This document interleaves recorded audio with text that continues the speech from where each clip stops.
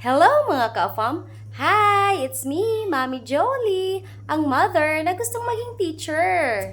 Mga ka-fam, kain na tayo ng hapunan. Ito ang ulam namin. Daing na bangus. Kumakain ba kayo ng bangus? Let us pray. In the Father, the Son, and the Holy Spirit. Panginoon, maraming salamat po sa pagkain na bibigay niyo po sa amin. Nagbibigay ng lakas sa aming katawan. Amen. Bless us, O Lord, as you give to Father Stephen and Mother to Christ, O Lord. Amen. Para sa Holy Spirit. Amen. Kain na tayo mga ka-fam. Ito yung ulam namin. Daing na bangus. Hindi na kailangan ng sausawan kasi malasa na ito dahil nakamarinate ito overnight. Sarap.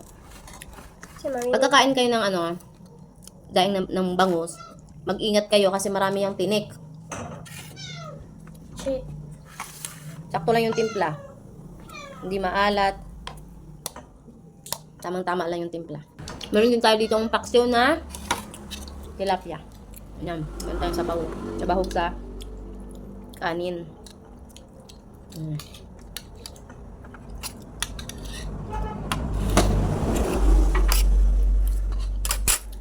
Mas trip ko magkamay.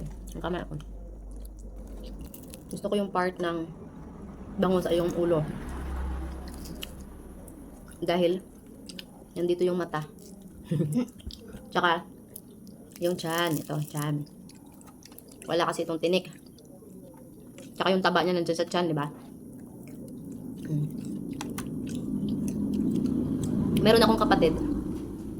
Dati kumakain siya ng bangus. Pero nung natinik siya, hanggang ngayon hindi na siya kumakain. Takot na siya, parang trauma. Kaya kayo, kapag kakain kayo ng bangus, mag-ingat kayo. Titingnan mabuti para hindi kayo matinik. Diba? Meron naman akong tiyahin. Kahit gano'n pa kasarap yung luto mong bangus. Kahit inihaw pa yun ng malalaki. Kahit sinigang kayo na bangus. Kahit sobrang sarap ng timpla niya, hindi mo yan mapapakain. Crunchy yung balat. Alam mo kung bakit? Ayaw niya. Ayaw niya yung lasa. Tsaka ayaw niya yung wala sa dagat. Hindi kasi yung sa dagat yung kadalasan yung bangus eh. Ewan ko, hindi ko din alam bakit hindi niya gusto. Meron talaga sigurong tao hindi kumakain ng bangus. Pero ako naman, kahit ano isda kinakain ko. Kahit butete kinakain ko. Basta lang maayos yung pagkakalinis. Alisan nung parang lason niya sa tiyan. Kasi lason. Yung butete. Meron yung lason. Pero, yung mga marunong, ito, paksyon tilapia. Yung marunong magtanggal nung lason nun, hindi na lalason. Naggamay mabili na lason eh. Tapos na-count tao. Malalason siya. Mamatay. Posible. Bako tok-tok pala yun. Pag marami siya makain. Dati, nagluluto si Papa ng butete. Kinagataan, tapos maanghang-anghang. Masarap yun. Pero, si Papa kasi marunong siya magtanggal ng laso nun. Nasa tiyan nun ng isda. Bata pa lang ako, gusto ko yun eh. Kung si Papang makuhaan. Kapag si Papa ang magtanggal. Yan yung tinik. Ang dami. Dapat marunong ka magtanggal yan para hindi ka matinik. Mga anak ko, hindi ko na hinihimayan kasi malalaki na yan. Dati maliliit pa.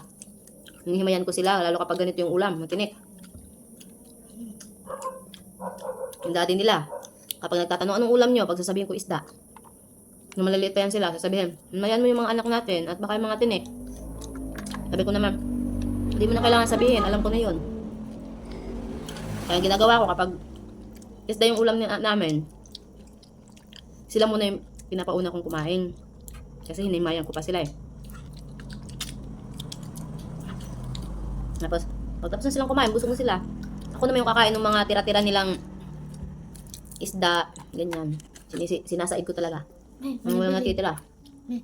Nabili. Very good. Said ni ate yung bangus niya. Very good. Kansi naman kasi. Kaya pwede naman kainin. Grand part.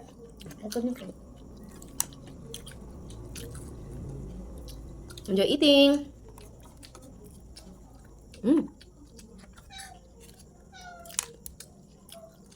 Thank you for watching mga ka-fam. Please like, comment, share, and follow. Ingat and God bless mga ka-fam! Bye!